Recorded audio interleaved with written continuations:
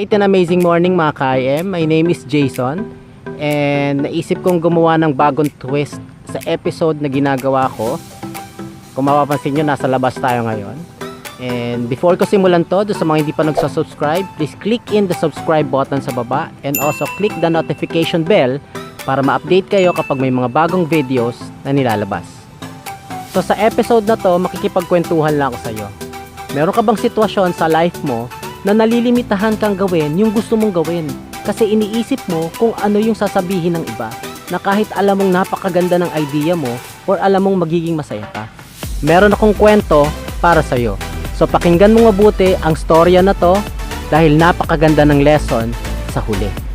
Ang storya na to is all about the donkey story.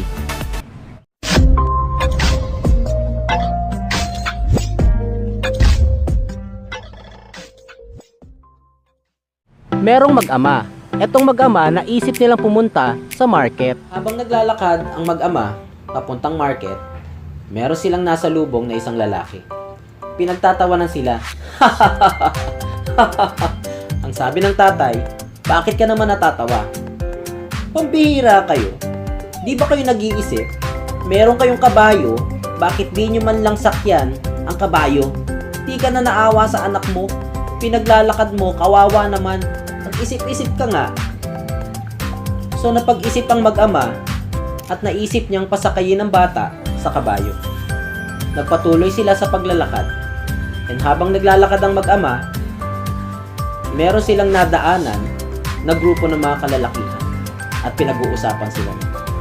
Ang sabi ng mga kalalakihan, pambihira itong bata na to. O tignan nyo, siya na yung bata, yung matandang tatay, siya pa yung pinaglakad. Walang galang na bata ito. Oh. Bumaba ang bata at yung tatay naman na matanda ang sumakay sa kabayo. Habang naglalakad sila ulit papuntang market, meron silang nadaanan na grupo ng mga kababaihan. Nung nakita sila nito, ang sabi ng mga babae, tignan nyo yung tatay. Siya pa yung nakasakay sa kabayo. Samantalang yung bata ang pinahirapang maglakad. Sarili lang ang iniisip. So naisip ng mag-ama na sumakay na lang parehas sa kabayo. Habang naglalakad ulit sila papuntang market, meron silang nasa lubong na isang matanda. Ang sabi ng matanda, pambihira naman kayo. Hindi na kayo naawa sa kabayo. Dalawa pa kayong nakasakay dyan at nahihirapan ang kabayo sa inyo. Mag-isip-isip nga kayo. So tumigil ang mag-ama at nag-isip. So ang huling ginawa nila, dahil wala na silang maisip na paraan, binuhat nila yung kabayo. And habang naglalakad sila ulit papuntang market, pinagtatawanan sila ng mga tao.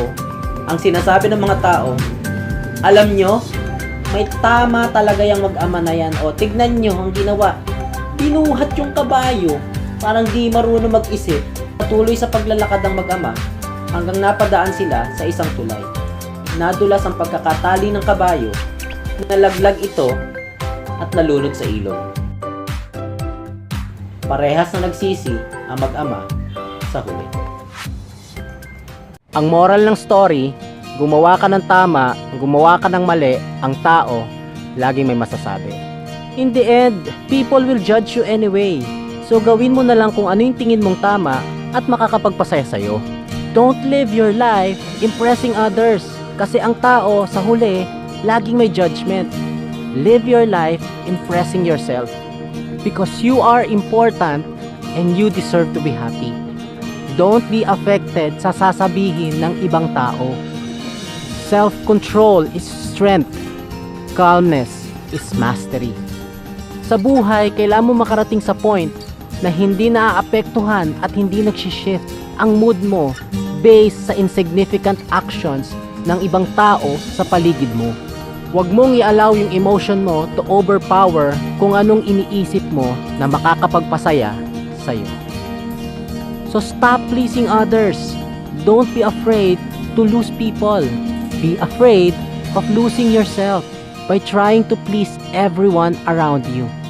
Please all and you will please no one.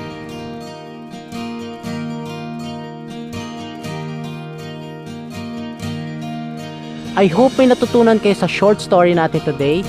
Go to my channel, watch my other videos. It will help you manage your day-to-day life experience. Please like, comment, and share this video. See you again sa mga susunod na episode na gagawin natin.